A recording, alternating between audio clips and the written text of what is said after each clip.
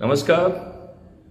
मैं Maithili Sharan Gupt, farmer director general of police Madhya Pradesh, president crime free Bharat, जो कि 21 महालक्ष्यों के साथ 5 मौलिक अधिकारों के साथ आपको महापरिवर्तित भारत देने के लिए कृत संकल्पित है।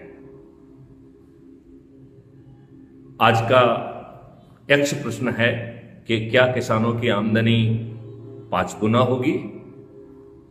क्या यह यथार्थ में होगा या ये मुंगेरी लाल के हसीन सपने हैं? मैं आपको बताना चाहता हूं कि ना केवल किसानों की आमदनी 5 गुना होगी, बल्कि पूरी तरह से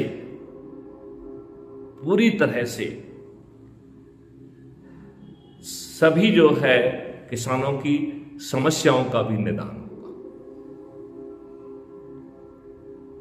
किसानों को अपने इनपुट, किसानों को मजदूरों को बुलाना, मजदूरों से काम कराना, बीज का व्यवस्था करना, खाद की व्यवस्था करना, बुवाई करना, कटाई करना, इसमें जितनी भी समस्याएं हैं उन सब समस्याओं का जो निदान है, जो कष्ट है, वो किसान को नहीं उठाना पड़ेगा। फसल होने के बाद जनरली किसान को अपना माल मंडी ले जाना होता है। मंडी में भी उसका शोषण होता है। उसे मंडी में हर तरीके के शोषण का, हर तरीके के भ्रष्टाचार का सामना करना पड़ता है। यहां तक कि उसे नगद लेने के लिए 2% की कटौती भी झेलना पड़ती है। मंडी के भ्रष्ट अधिकारी कमीशन लेने से बाज नहीं आते हैं और वही सलाह देते हैं कि किसान उसमें मिलावट करे।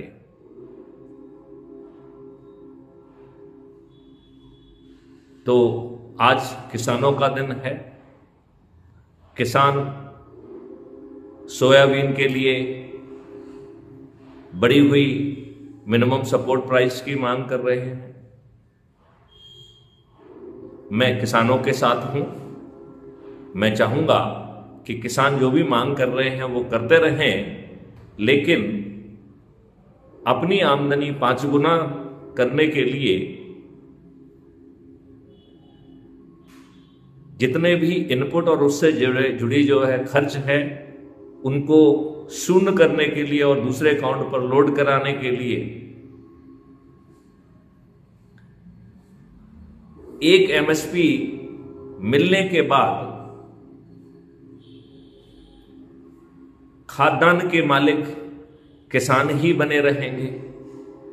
उन्हें अपना माल लेकर मंडी में नहीं जाना होगा, अधिकारियों के चक्कर नहीं लगाना होंगे और कैश पाने के लिए 2% का डिस्काउंट नहीं देना पड़ेगा, बल्कि खाद्यान्न उनके खेत से बाहर निकलते ही उन्हें 1 एमएसपी का भुगतान हो जाएगा और उस खाद्यान्न के मालिक वो ही बने रहेंगे। अब यदि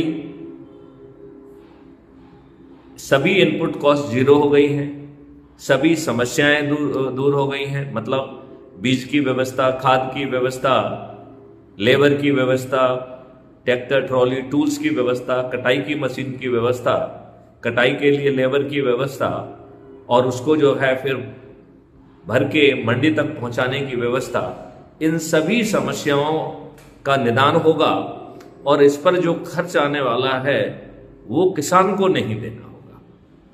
उसके लिए हमने एक किसान का ही दूसरा अकाउंट बनाया है, जिसे हमने किसानों का कॉस्ट सेटलिंग डेबिट अकाउंट कहा है।